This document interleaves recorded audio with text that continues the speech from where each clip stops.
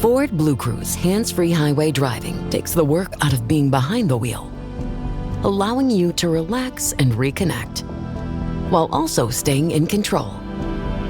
Enjoy the drive in Blue Cruise-enabled vehicles like the F-150, Explorer, and Mustang Mach-E.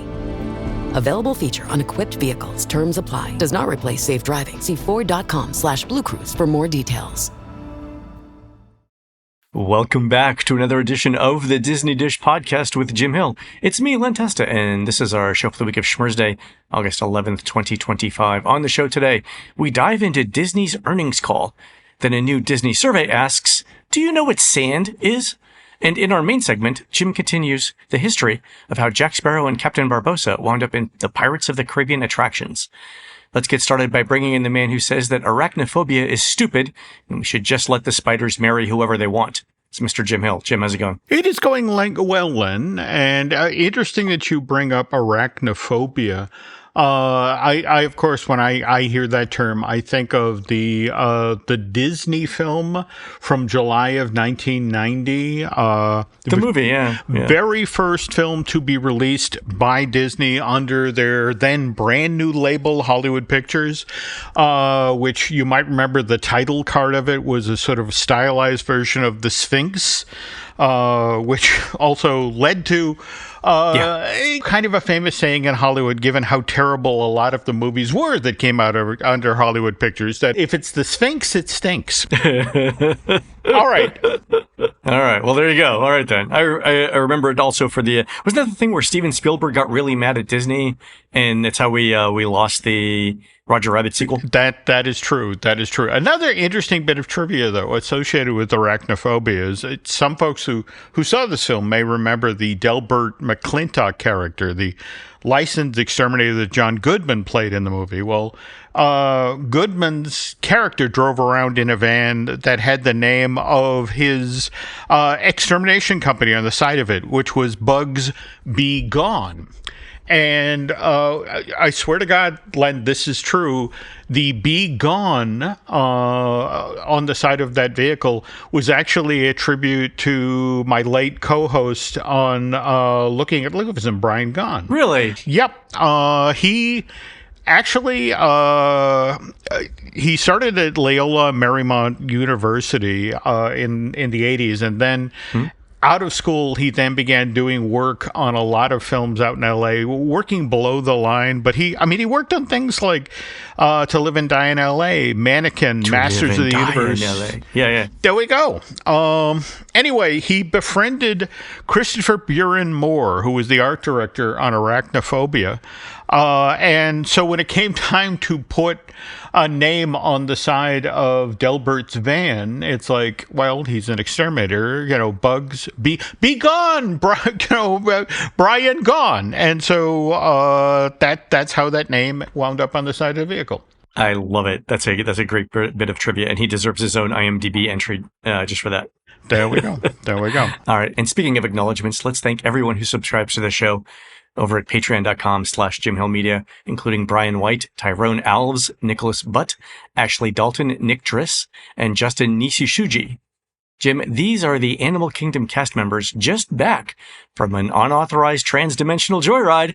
Instead of the early Cretaceous and an iguanodon, though, they went to 1982 and brought back the original Journey into Imagination characters. Oh! Oddly, management was not concerned about the temporal risk in modern Dreamfinder meeting himself, saying instead, do you know how much those mint-in-box Figment plush are worth today? True story. Yes, you can finance your child's college education on the back of plush.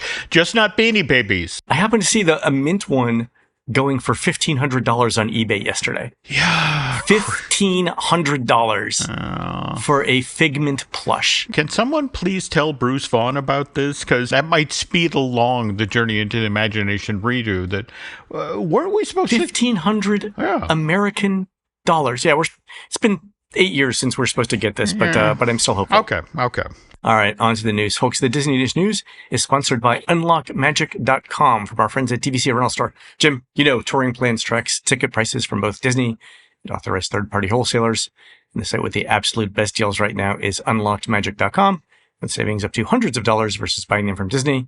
Also, they've got discounts on Mickey's Not-So-Scary Halloween Party tickets, which Disney never discounts and are selling like the proverbial hotcakes. Check them out at unlockedmagic.com. All right, Jim. Earnings call yesterday from Disney, Wednesday, August 6th. Domestic parks and experiences, this is the one that we are concerned about. Disney said that income grew for parks and resorts, generally from higher spending at the parks and resorts, and to a little bit also due to Disney Cruise Line. They also said that passenger cruise days was up, and occupied room nights at Disney's hotels were up. Also, the 10K filing, which was filed around the same time as the annual report, showed no change in domestic park attendance, but an increase of 4% on domestic hotel occupancy. All right.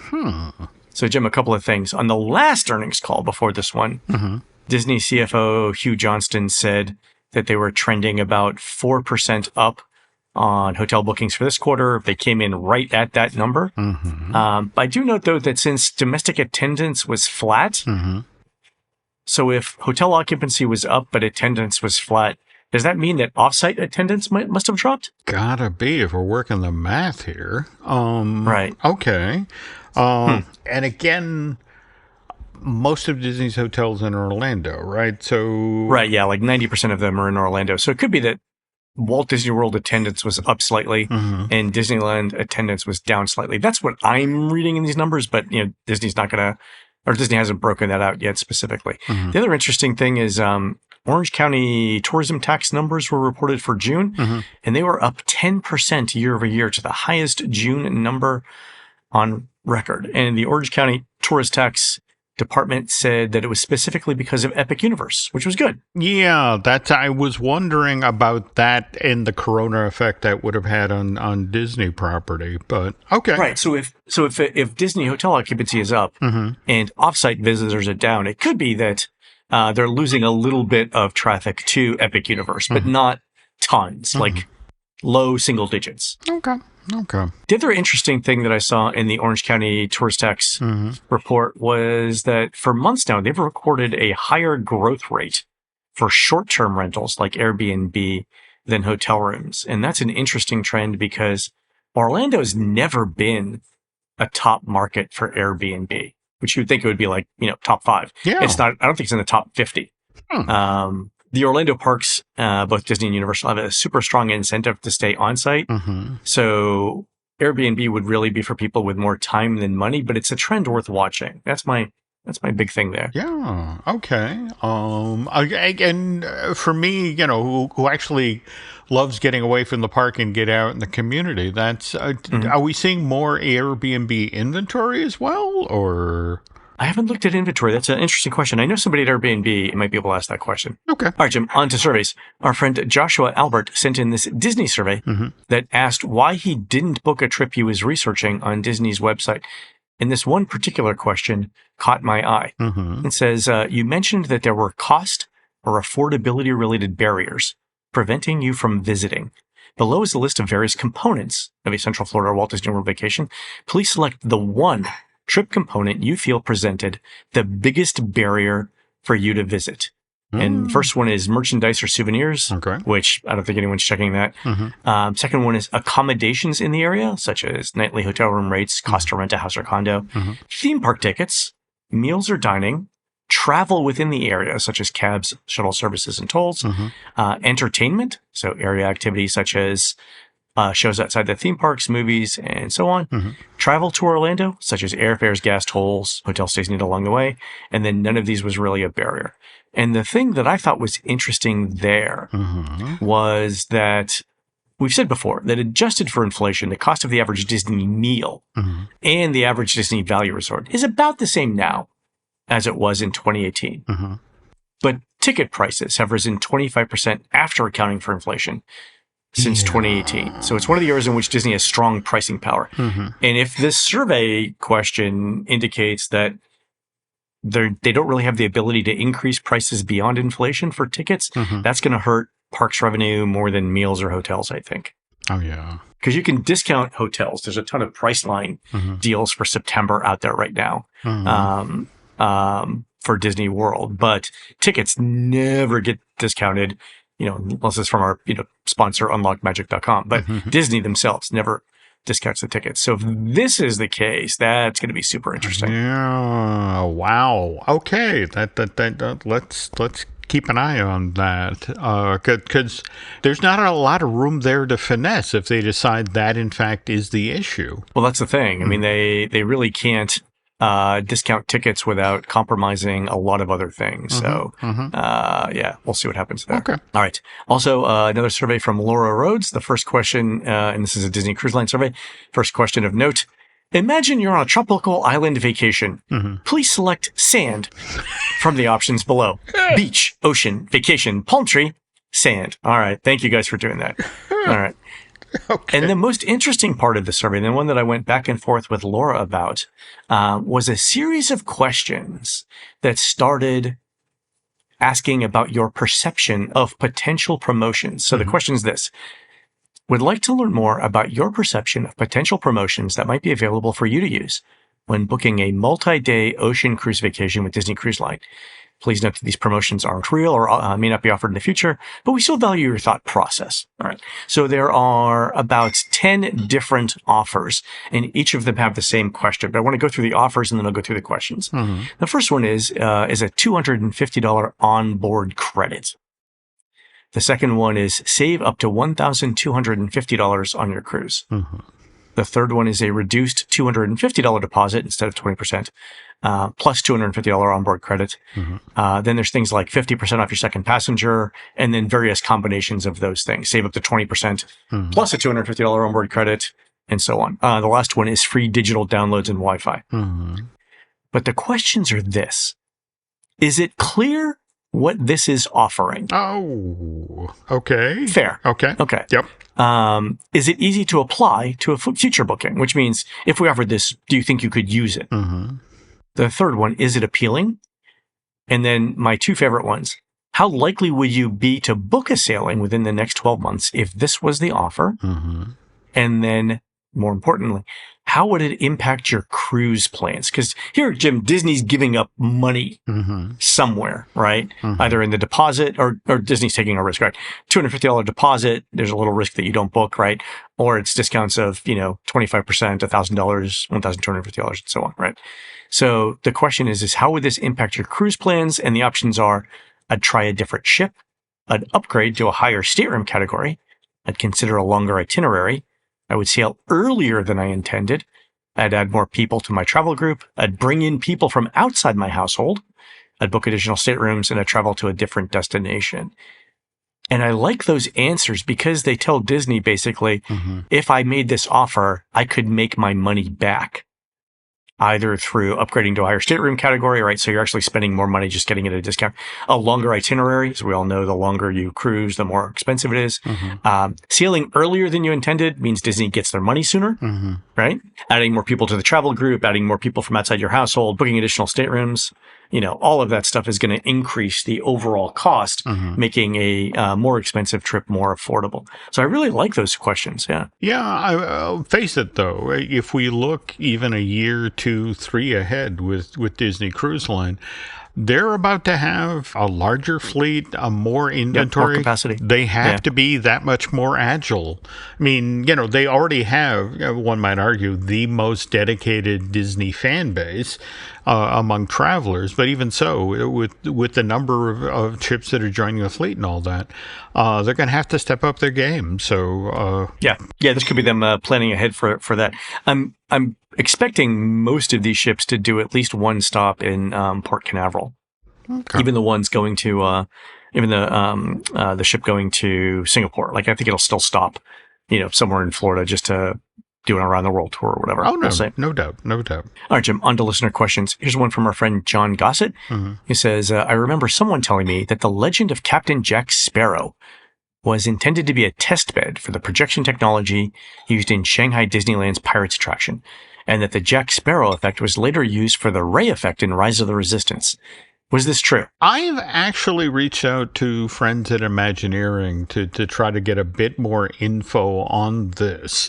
What's kind of intriguing is, yes, that you can really see a piece of direct connective tissue between the way Johnny Depp was recreated as Captain Jack Sparrow in the Legend of Jack Sparrow show, and what they did with Daisy Ridley in The Rise of Resistance. Effectively, it's pre-show, sort of setting the stage. Right. What's fascinating, though, is that if you remember how this effect was used in Legend of Captain Jack Sparrow, I mean, he was a good 20, 30 feet away from the audience, elevated on... Right, and then elevated, well, kind of Ray is elevated too, so same thing, yeah. Yeah. Whereas Ray, I mean, if you think about it, depending on where you're standing in that room, that holographic effect, is what, 8 feet away, 10 feet away? Oh yeah, you could be right up close to it. Yeah, it's way closer than Jack Sparrow was. Yeah. I mean, but again, the notion of, okay, that you just have to believe is a hologram, whereas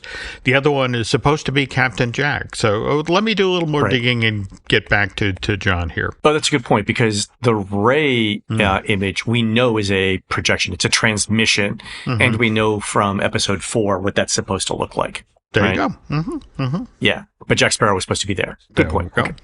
All right, here's an email from our friend Justin who says, I've watched several bus videos driving around Walt Disney World property. Justin, that's a great hobby. I noticed that in the Walt Disney World Transportation, dedicated bus lanes headed to Disney Springs have specific traffic lights, not red, yellow, or green. That's right, they're white. But lines. Is this the first use of this? Did it have to be approved by the Florida Department of Transportation?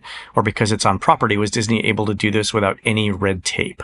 All right. I love these kinds of questions because it allows me to dive deep into records. All right. So the term that the district uses, and it's an industry term, is bus rapid transit. And you see this all over the country, the same phrase. The Reedy Creek Board passed a resolution on July 28th, 2010 to start researching that use, specifically mentioning Buena Vista Drive, which is where most of these lanes are right now. So coming to and from Disney Springs, right? Also, yes, the district definitely had to coordinate with the Florida Department of Transportation, but also with Orange and Osceola counties and Lynx, the Lynx bus service as well. The policy is still on the books. It's policy 4.8 in the comprehensive plan. And it says this, the Reedy Creek Improvement District shall coordinate with Florida Department of Transportation, Osceola County, Orange County, and other appropriate government entities or regional transit authorities to facilitate high-speed rail, commuter rail, and bus rapid transit services.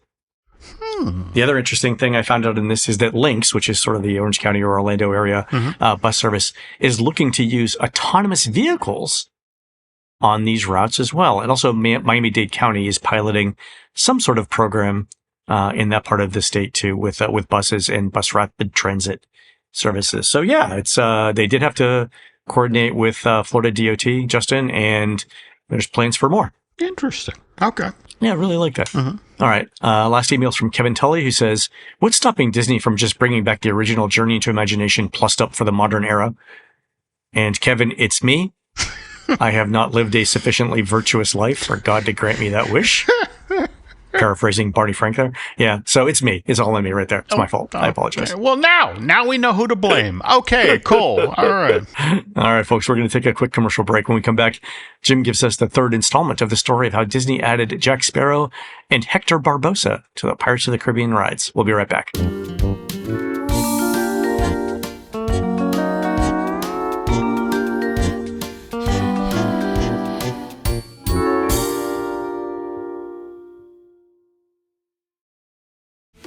This episode is brought to you by Diet Coke. You know that moment when you just need to hit pause and refresh? An ice-cold Diet Coke isn't just a break. It's your chance to catch your breath and savor a moment that's all about you. Always refreshing, still the same great taste. Diet Coke. Make time for you time. The Disney Plus Hulu HBO Max bundle. Plans starting at just $16.99 a month. Catch Limitless, Live Better Now Season 1 with Chris Hemsworth on Disney Plus. We got a lot of work to do. Alien Earth on Hulu. This ship collected monsters. And Final Destination Bloodlines on HBO Max. Death is coming for our family. The Disney Plus Hulu HBO Max bundle. Plans starting at $16.99 a month. All these and more streaming soon. Visit Disney Plus Hulu HBO Max bundle.com for details. This summer, try the new Strato Frappuccino blended beverage at Starbucks. It's the classic blended iced coffee you know and love, now topped with a creamy layer of handcrafted brown sugar cold foam. Available for a limited time. Your Strato Frappuccino is ready at Starbucks.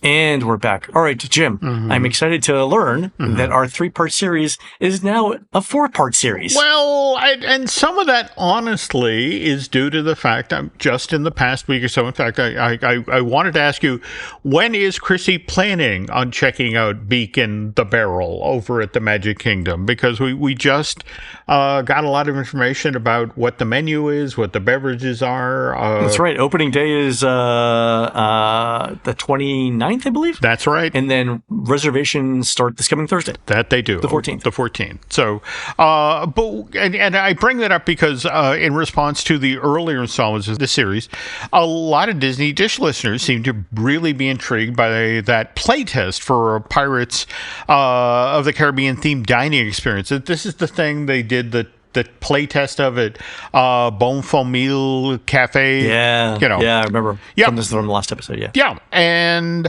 and a lot of folks would just, well, why didn't this go forward? And it's like, to be completely honest, there has been a Pirates dinner adventure out on iDrive since '97, so it was a kind of like, well, this isn't exactly new, and more to the point, it was just a question of, okay, what would the price point be?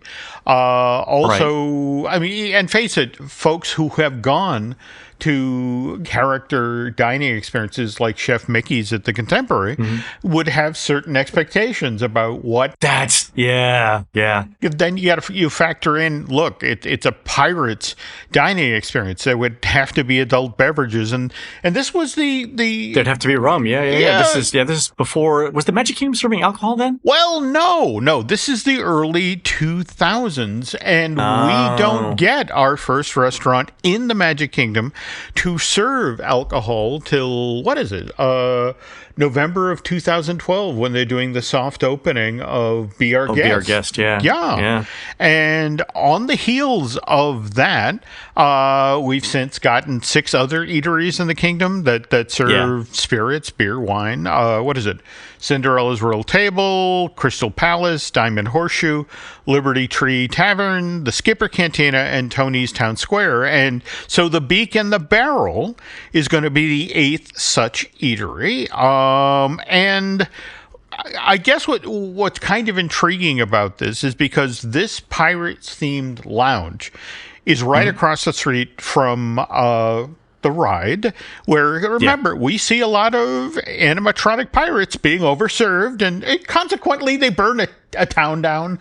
And so what's interesting is that the park is putting some interesting safeguards in place for this, and this is actually a quote from the webpage that talks up the Beak and the Barrel on the official Walt Disney World Resort website.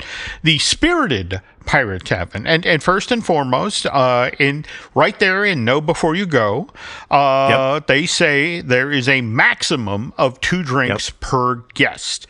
And I wanted to bring this up to your attention because I know you'll immediately get what's going on here. If you look at the actual menu for the food that will be offered in this Pirates-themed lounge, for example, the Islands Provision snack platter is plantain chips, blue corn tortillas, and toasted flatbread, whereas the Cook's Corn Griddle Cakes, Len, it's warm corn cakes with melted cheese and lime sour cream. And Len, you absorb that alcohol. There we go. Thank you. Exactly. All right.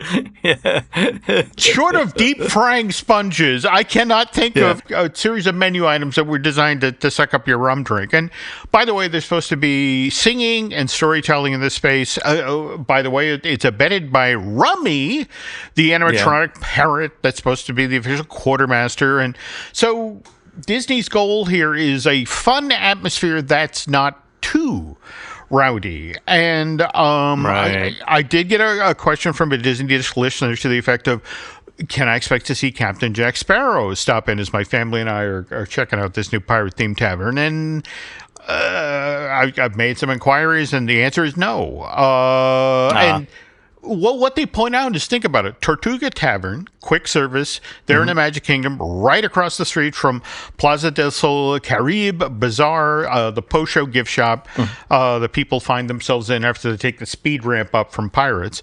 That's right across the street. Right. And Tortuga Tavern has been up and running since February of 2011. And the Pirates tutorial show, led by a cast member playing Jack Sparrow, that opened at the theme park September of 2006 and ran till fall of 2018. So there was a 7-year period when these things were running at the same time. And how many times did Captain Jack Sparrow duck into the Tortuga Tavern to surprise guests as they're eating nachos and taco salad? 0. And this is because of something we mentioned on the last show in this series about how there were certain women who, when they came to the Magic Kingdom in Florida and also Disneyland Park out in California, saw the cast member dressed as Captain Jack Sparrow, who then go a little confused. They'd see the performer and think, that's the real Johnny Depp. Yeah, it must be. Yeah. And then they would act inappropriately for a family fun park. And and again, we mentioned on the last show, this is why the tutorial actually had an MC, a character called Mac, who was supposed to be a member of Captain Jack's crew. And this job, the cast member's primary duties was to select the little kids who would be brought up on stage and, take part in Jack teaching them how to be a pirate. And then at the end, he'd be the one to hand out the certificates that said you'd completed the tutorial. But he was also supposed to be scanning the crowd and looking for adults who seemed a little eager, and would discreetly, if he thought there might be an issue, wave Disney security in. So taking that into account, it's really not a surprise that Captain Jack did not make guest appearances at the Tortuga Tavern. So just want to make sure people have that expectation going forward. There's going to be singing, there's going to be storytelling, but don't expect Captain Jack to drop by. I mean, I think the other thing, too, here is they're trying to do like a 45-minute turnover. There we go. And everyone wants to talk to Captain Jack. And so, if everyone's doing, let's say 2-3 minute conversations with Jack Sparrow, that's adding 6 minutes onto your stay. And, over the course of 5 or 6, 7 turnovers in a day, that's like getting one extra set of tables in. Yeah. Now, mind you, people need to be ready when this opens tail end of August, early September. It's kind of going to be the Geo 82 situation all over again. Yeah. They're just going to learn how to run the place, and they're not going to actually be saying, well, here's your hat. What'd you hurry? Get out. But it's going to get interesting. On the other hand, if you did, in fact, want a personal interaction with Captain Jack Sparrow, a number of folks reached out and said this happened to them when they did the Pirates League across the street. Really? Yeah, I mean, think about it. They'd be in there with their son or daughter. Remember, after I want to say on Stranger Tides, what was interesting about the Pirates League is that's when they also began offering mermaid makeovers. Oh, right. From the movie. Yeah. All right. So anyway, that opens in June of 2009 at the Magic Kingdom. And what would typically happen is that you'd be in there and the Captain Jack Sparrow character, who was supposed to sort of skulk through the crowds and eventually surprise them and show up on stage at the tutorial, what was in his direct line of sight for the stage was the shop of the Pirate League. So he'd bop in there. Oh. And if you were lucky enough to be getting your makeup at that time, suddenly Captain Jack Sparrow is flirting with your mom or going through your backpack looking for snacks or valuables. And a lot of folks wrote in and said it was literally the highlight of their Disney World vacation because suddenly they have this wonderful one-on-one with... And totally worth the $29.95. That was the base level for the makeup experience. And this is the thing that has always fascinated me. Little kids loved Captain Jack Sparrow. And in fact... what's not to love? Well, I mean, come on. But here's the thing. Depp himself loved this aspect of... He'd never had a character he played before that had been embraced by this young an audience. And so this is why when he was shooting other films, like, for example, Disney's Lone Ranger or Tim Burton's reimagining of Dark Shadows, he actually carried a full Captain Jack Sparrow costume with him.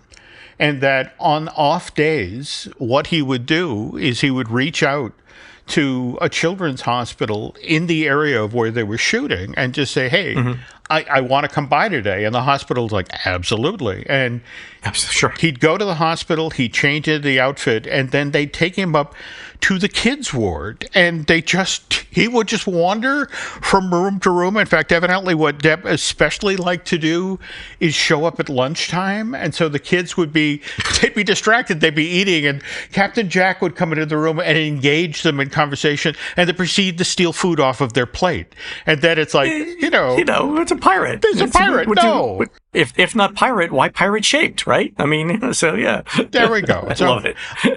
And the kids are probably like, he took my nuggets. That's great. There we go.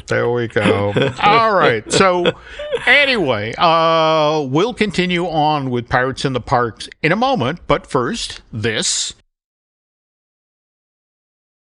Shh. Hear that? Big waves are calling. Dive into refreshment with Kona Big Wave. Tropical flavor and the taste of aloha in every drop. This summer, don't just listen. Join Kona on the Big Wave Bonfire Tour. More information at konabigwave.com/bigwavemusic. Kona Big Wave. Liquid Aloha. Copyright 2025 Kona Brewing Co., St. Louis, Missouri. Mahalo for enjoying responsibly. This episode is brought to you by State Farm. Checking off the boxes on your to-do list is a great feeling. And when it comes to checking off coverage, a State Farm agent can help you choose an option that's right for you.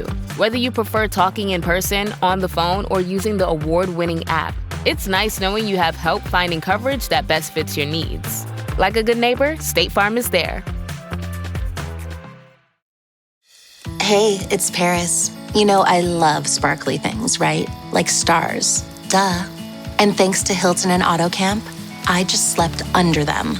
Picture me, serving looks by the fire outside my luxurious Airstream, making s'mores with the kids, while a national park is our backdrop.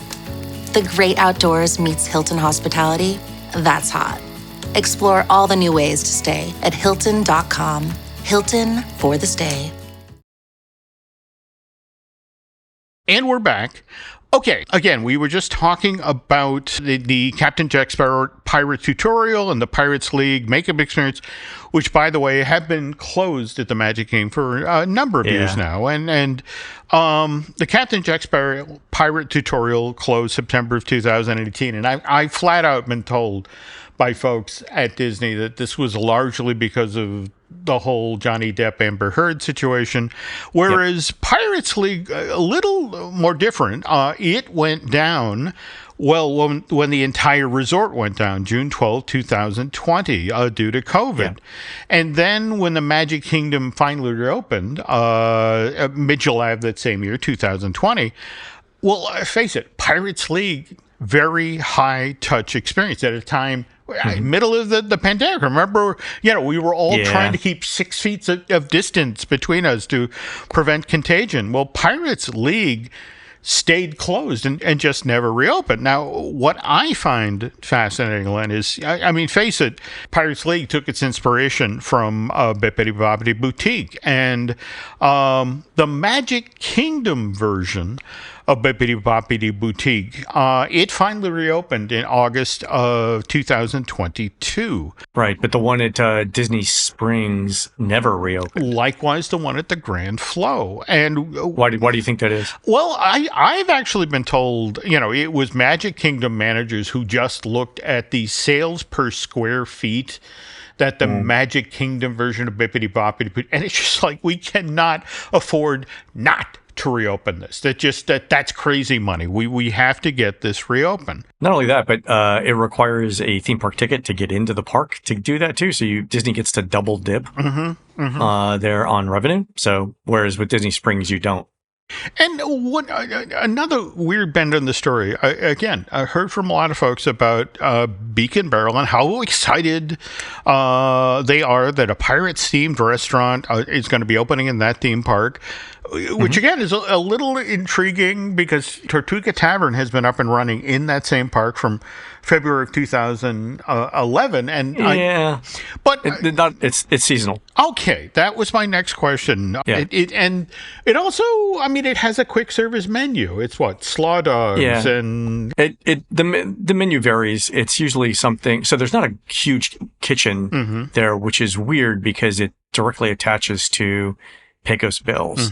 But Pecos Bills is the bigger operation there. Yeah. So Tortuga Tavern, you generally get, corn dogs, barbecue sandwiches, stuff like that. But they tried not to duplicate what's at Pecos Bills, but by the same token, they're constrained by the kitchen equipment that they've got. So it's never rated highly in terms of food service or anything like that. And also I think a little bit of it's a little bit that there's not a ton of air conditioning around there. There we go. So, I have to say, whenever I'm in the park, I have never seen Tortuga Tavern open. In fact, it's typically a place where I'll stop for a moment, check message. Because again, there's always seating. I'd sit down, pull up my phone, check messages, send a text, and then carry on. But anyway, speaking of restaurants that didn't get all that higher rating, if we dip all the way back to Disneyland history in the early 60s, it was a very common practice that people, especially on the weekends,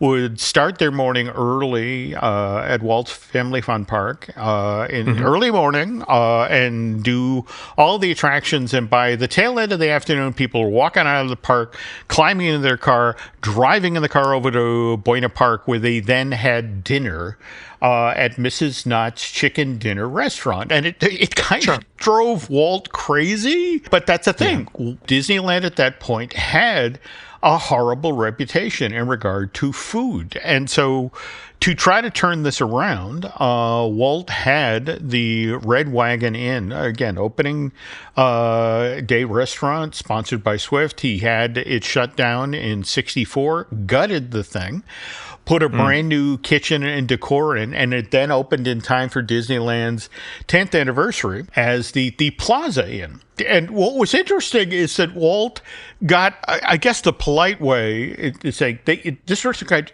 faint praise, and it's like, well, cool, you got one good restaurant. And Walt's like, oh, God damn it. All right, and so that's why, as part of the Pirates of the Caribbean project, for Anaheim, that it wasn't just the ride itself.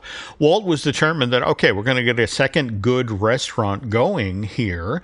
And that's how we wound up with the Blue Bayou out in California. Oh. Just the whole notion, no, not a fluke. This is what we do now. We have good restaurants. Oh, okay, cool. All right. But again, that's a part of the Disney story I don't think people understand about Walt. Everybody celebrates Walt the innovator. What they don't necessarily want to talk about is Walt the guy who, when he sees that something works and the public enjoyed it, it's like, okay, do that again.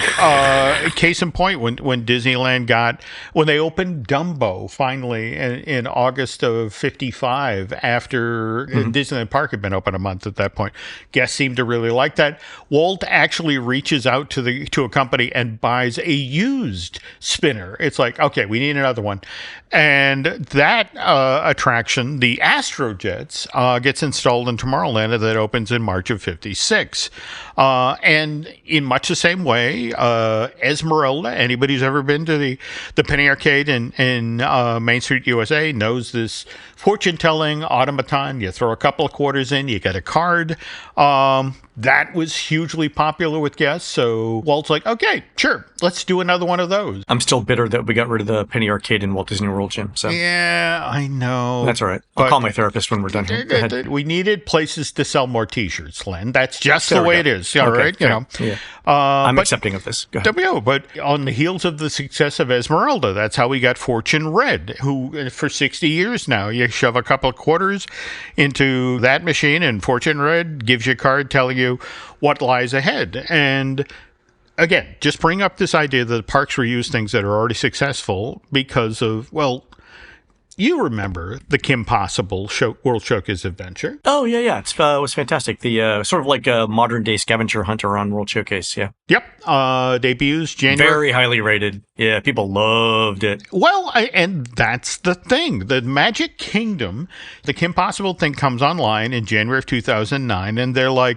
we would like an interactive adventure guest game for guests in our theme park as well. Because I think, didn't you once say when Kim Possible was at the height of its popularity, it was the equivalent, how many guests? It was the equivalent of like a Future World Pavilion worth of guests just playing every hour, yeah, walking around, a couple thousand people, yeah. And we also had Jonathan Ackley on, the Imagineer who designed this on a previous episode too. So we should go back and find that one too. Yeah. But people love that. I got email from parents who said that their kids would literally just, as soon as 11 o'clock opened, this is back when World Showcase opened at 11. When World Showcase opened at 11, they would sign up for their first mission and then spend the entire day just walking around World Showcase, snacking on things and playing the game. And that's all they wanted to do all day. Well, all right. Now, the Magic Kingdom gets its Sorcerers of the Magic Kingdom game. But that's a bit more complicated, though. Right. Because if anything, that became a little too popular. Would you say that? I mean... Oh, yeah. Yeah. Remember when they installed these, some of them were in walkways or near walkways, and the number of people lining up to stand in front of the terminals, which are basically large televisions set in portrait mode. The number of people standing in those lines to be next to use the terminal would cut across pedestrian walkways, and so cast members eventually had to put tape lines down to say this is where you stand when you're getting ready to use this. Yeah, but again, super popular and basically the equivalent of like one extra attraction in the park, like a Peter Pan. There we go. Two Peter Pans. Yeah. But again, with this too much success, the park literally raises its hand to Imagineering and it's like, look, we need some help here. We need something to bleed people off of the line for Sorcerers of the Magic Kingdom. Is there anything you can do? And this is how we get a Pirate's Adventure, Treasure of the Seven Seas, which opens strictly inside of Adventureland in May of 2013. And it's fantastic too. They're still there. Yeah. Well, and this is what's fascinating to me. Sorcerers of the Magic Kingdom, it closes January of 2001. Again, victim of its own success. But Pirate's Adventure, Treasure of the Seven Seas, as you mentioned, still going strong, unlike the Pirate League and the Captain Jack Pirate Tutorial. And anyway, speaking of going strong, in the fourth and final installment of this Pirates in the Disney Park series, we're going to talk about those Captain Jack Sparrow and Hector Barbossa animatronics. More to the point, Len, we're going to talk about where Johnny Depp wanted Captain Jack to peek out from. And I'm just going to warn you, Len, in advance, it involves petticoats. Of course. We also have why the projected on Miss-Screen version of Davy Jones worked beautifully in Florida, but never the way it was supposed to in Anaheim. And finally... Right. There we go. Finally, why those mermaids that swam alongside your boat were so short-lived. I remember the mermaids vaguely. That's funny. Yep. Yeah, the pirate tutorial is fantastic. A couple of tips for people who do it. I think the little barn or building that you pick up the map at, I think it opens at noon. So there's no reason to go there before noon. Also, I think it's better in the late afternoon or early evening. So if you're going to go, when it starts to get dark early, I think it plays till 6 or 8 o'clock. But afternoon and evening is a better way to play that. But a fantastic game, doesn't require much skill at all, so it's great for kids. And just like Kim Possible World Showcase Adventure, there are things that you can do playing the game that will cause real effects to happen in the real world in Adventureland. So a lot of kids don't know that and are really, really surprised the first time that happens. It's a great effect. You mentioned Kim Possible, of course. On the heels of Kim Possible, we got the Agent P. Agent P and then DuckTales. DuckTales. Yeah. And what's interesting, of course, we've just seen a revival of Phineas and Ferb over on Disney Plus. And have you watched any of them? They're pretty good. They are pretty good. But what's also intriguing is that evidently there's a number of folks at Imagineering who kind of raised their hand, and it's like, well, DuckTales finished its run, and Phineas Ferb is back on. Could we maybe consider? We've already got some of the IP. We already know what this is going to be. Yeah, I'm 100% for it. Yeah. Okay. So anyway, keep an eye on that. Now, mind you, this is something we're easily a year or two out before they turn the key on it, but there are conversations happening. So kind of cool. Yeah, and the new series is a lot of fun. It is. All right, folks, that's going to do it for the show today. You can help support our show by subscribing over at patreon.com/JimHillMedia, where we're posting exclusive shows every week.